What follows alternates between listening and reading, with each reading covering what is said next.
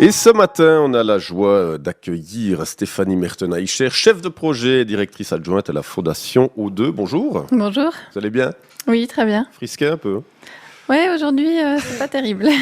Au passage, on rappelle aussi que la Fondation O2 est un centre de compétences, de développement et gestion de projets dans les domaines de la prévention, la promotion de la santé et le développement durable. FondationO2.ch, c'est le site internet où vous retrouvez toutes les infos. Stéphanie, durant 14 semaines s'est déroulée la campagne appelée Prenons l'air. Alors, rappelez-nous ce dont il s'agissait et quel était le but de cette campagne. Alors vraiment, le but de cette campagne, c'était de faire sortir les gens dehors, de faire les sortir prendre l'air et puis de les appeler en fait à l'action. On vivait une période compliquée au niveau sanitaire, économique, mais aussi au niveau de tout ce qui touche à la santé mentale. Du coup, on se disait, il faut qu'on donne un message positif, motivant, encourageant. Et puis, on s'est vraiment pas focalisé sur les restrictions, mais plutôt on a parlé, quelles sont nos possibilités, comment on peut agir. On est acteur, donc on peut vraiment agir pour nous, pour notre santé, pour notre santé mentale. Et puis, l'idée, c'était vraiment de se faire sortir les gens à l'extérieur, dans la nature, ou simplement faire du jardinage, des choses très simples, ou les activités avec les enfants. Et puis, pour motiver finalement la population, on a proposé un défi chaque semaine. Eh oui, justement, ça a duré 14 semaines, on l'a dit.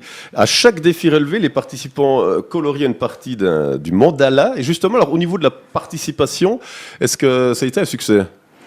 Alors, on a eu bien sûr à chaque défi des participants, mais ce qu'on se rend compte, c'est que ça a en fait plus créé des motivations avec les communes. On a motivé en fait les communes à encourager leur population à bouger. Donc, on a mis à disposition un coffre avec une feuille où il fallait qu'ils s'inscrivent, donc avec un but à atteindre pour une petite balade, donc avec une carte, etc. Ils pouvaient facilement en fait mettre ça en œuvre et ils ont bien joué le jeu. On les remercie vraiment pour ça, puis ça a vraiment permis de motiver encore plus la population à bouger. Et à chaque nouveau défi, il y avait un spécialiste qui venait parler du thème défini. C'est important cela, de façon à bien expliquer professionnellement les bienfaits de bouger. Oui, pour nous, c'était important d'avoir l'aspect ludique de bouger à l'extérieur avec le défi, le concours, avec un gain à gagner, mais aussi d'expliquer pourquoi c'est important de bouger, pourquoi finalement le faire au quotidien ou en tout cas le maximum dans la semaine, pour que ce soit autant pour le bonheur, donc la santé mentale, que pour l'aspect de la vitamine D qu'on a aussi développé, pour diminuer les maux de dos, pour rester mobile, pour l'humeur, enfin voilà, tous ces aspects-là, finalement, pour nous, c'était important de les répéter, même si on l'a beaucoup répété, et puis voilà, mais c'est un message qui est plutôt positif, et puis d'encourager les gens, donc de rester dans le mouvement, pour nous, c'est vraiment important. Et ces défis sont terminés dimanche, mais c'est juste, il reste jusqu'au 15 juillet pour participer, c'est juste ça? Oui, donc vous avez encore jusqu'au 15 juillet pour remplir le mandala et nous l'envoyer à la Fondation O2. Alors rappelez-nous comment on fait, on va sur votre site?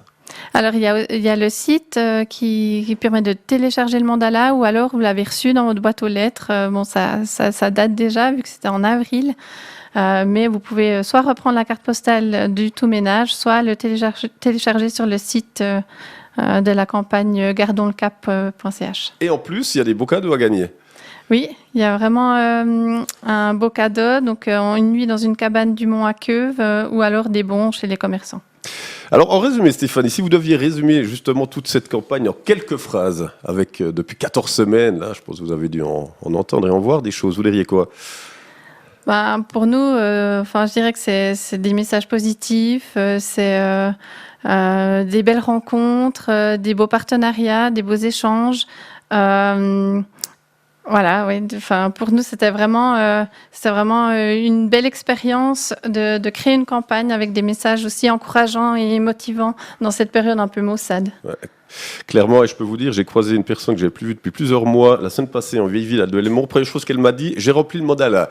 Et c'est vrai en magnifique. Plus. Et alors pour terminer, Stéphanie, est-ce que ce projet-là, qui a duré 14 semaines, durant ces temps un peu difficiles, ça vous a motivé peut-être à partir sur d'autres futurs projets. Si ça se donne, est-ce que ça vous a titillé un peu à créer cela en plus? Alors c'est vrai que c'était une campagne plutôt exceptionnelle. Vu les circonstances, on a vraiment mis ça en place. C'est pas dans notre quotidien, c'est pas notre rôle à la Fondation O2 de faire ce genre de campagne, mais là, ça s'y prêtait bien. Rien n'empêche qu'on refasse ça une fois. On est toujours motivé. On est une équipe aussi motivée à créer de nouvelles choses, de nouveaux projets, de nouvelles initiatives. Donc, non, on ferme pas la porte, mais c'est vrai que là, c'était l'occasion qui se présentait pour faire ce genre de choses. L'occasion se fait le larron. Voilà. Et bon, s'il faut une pandémie pour faire ça, autant pas faire, hein. Comme ça, y a pas de... Alors non, on veut pas, on souhaite pas que ça continue. On souhaite plutôt que maintenant, les gens aient pris des meilleures habitudes. Peut-être que l'effet pandémie a aidé à faire sortir les gens parce que finalement, il n'y avait pas grand-chose d'autre à faire. Et puis, on a vu l'achat des vélos a bien augmenté. Vélo électrique aussi, hein. Les vélos électriques, les chemins de randonnée sont assez remplis. Il y a des fois même des soucis au niveau de la nature. Enfin voilà. Mais au moins, les gens se sont rendus compte que c'était important et puis que c'était peut-être, en l'occurrence, à l'heure actuelle, le seul moyen de pouvoir sortir, bouger. Ouais, faut juste faire attention aux buses actuellement. Il faut mettre un casque, après tout va bien. Stéphanie Merton-Eicher, chef de projet et directrice adjointe de la Fondation O2. Vous étiez avec nous ce matin pour parler de la campagne appelée Prenons l'air, qui a duré 14 semaines. On le rappelle, vous pouvez encore participer jusqu'au 15 juillet. C'est pas tout à fait fini. Merci d'être venu. Belle journée à vous. Oui, merci. Bonne journée. Et bonne suite. Au revoir. Au revoir.